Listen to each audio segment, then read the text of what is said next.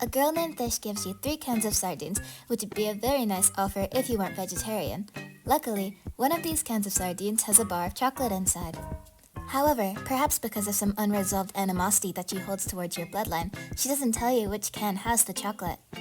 There are only 3 cans, which makes it logical and correct to assume that each one has a 1 in 3 chance of having it.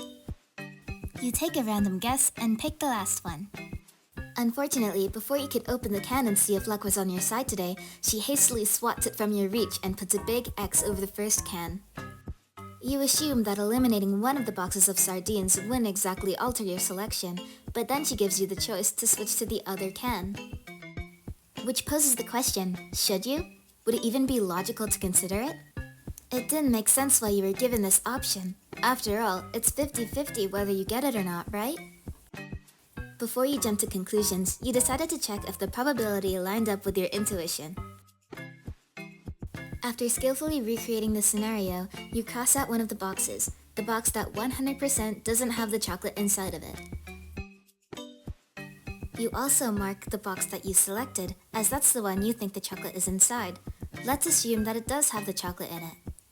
This would mean that the other 2 boxes, including the one that was eliminated, contain sardines.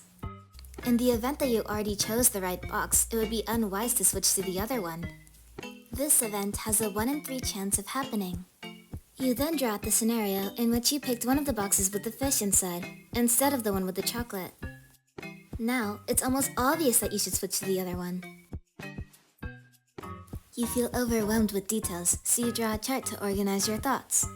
You assign each can a number 1, 2, or 3. If the chocolate was in the first can and you picked the first can, then you should stay. But if you were in the other 2, you should switch. Let's repeat for the other possibilities. If the chocolate was in can 2, then unless you picked can 2 at the start, you should switch. The same goes for if the chocolate is in can 3. But that doesn't make any sense. 2/3 of the time, it's better to switch than to stay. Isn't it 50-50? Confused, you try to imagine what the situation would look like if there were 4 cans instead of 3. Now, instead of crossing out 1 can, she crosses out 2. Now what? Should you switch or stay? You recreate this scenario too, although you're unsure if this will teach you anything new. This time, there's a 1 in 4 chance that you pick the right one at random. You then realize something important, which is that Fish knows what's inside each of the cans. How else would she be able to eliminate the cans that have sardines in them?